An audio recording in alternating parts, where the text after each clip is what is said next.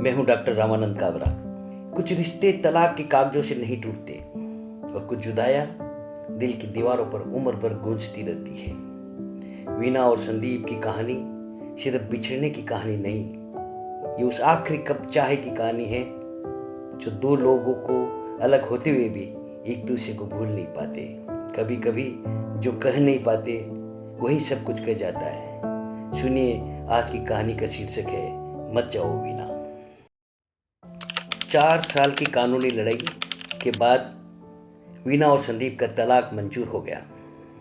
कागज पर रिश्ता खत्म था। कोर्ट से बाहर आकर संदीप चाय की थड़ी पर बैठ गया। 2 चाय कड़क अदरक वाली, उसने धीमे से कहा। चाय वाले ने पूछा, छांदू बहू जी? नहीं, संदीप ने उदास होकर कहा। मैडम को उबलती हुई चाय पसंद है, आती ही होगी। कुछ देर बाद वीना भी परिसर से बाहर आई। संदीप खड़ा हो गया। वीना जी, मैं कब से जी हो गई? वीना ने तलखी छिपाते हुए कहा। संदीप ने चाय आगे बढ़ाई। बिल्कुल पहले वाली, तुम्हारी पसंद की कड़क चाय। तुमको अब भी याद है मुझे क्या पसंद है? हाँ, हर वो चीज़, हर वो लम्हा।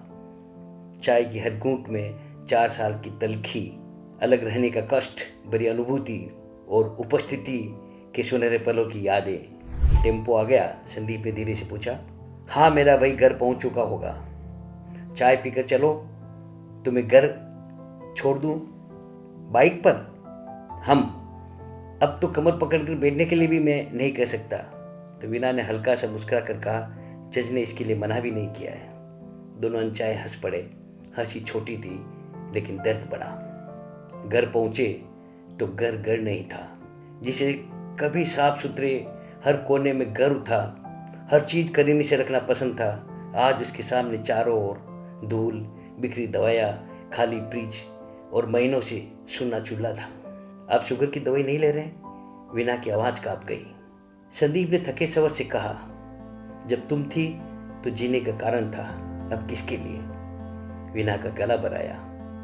आईने में खुद को देखा। वो संदीप कहाँ गया जो हर सुबह चमकता था? संदीप ने आंखें झुका ली।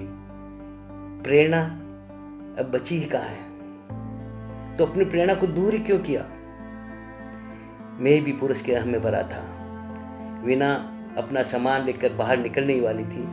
मैं जा रही हूँ। वाक्य पूरा ही नहीं हुआ, संदीप कुर्सी से नीचे गिर पड़ा। हाथ ठंडे, होठ सूखे, आंखों में ढेर सारा डर। संदीप! वीना दौड़ी। संदीप उसके पैरों से लिपट गया। मत जाओ वीना, प्लीज मत जाओ। मैं नहीं रह सकता तुम्हारे बिना। मैंने गलती की है, बस एक और मौका दे दो। सालों बाद पहली बार वीना को उसके शब्दों में सच्चाई दिखी और उसने दिल में बाकी बचा प्यार भी। बाहर वीना का भाई बाइक लेकर खड़ा था, हॉर्न बजा रहा था। चलो दीदी।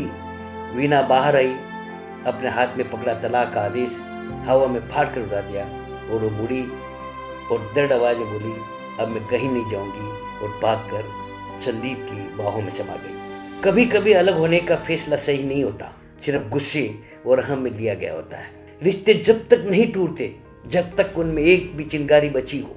अहंकार के कारण बिछड़ना आसान है, पर खाली घर और खाली दिल बहुत भारी होता है।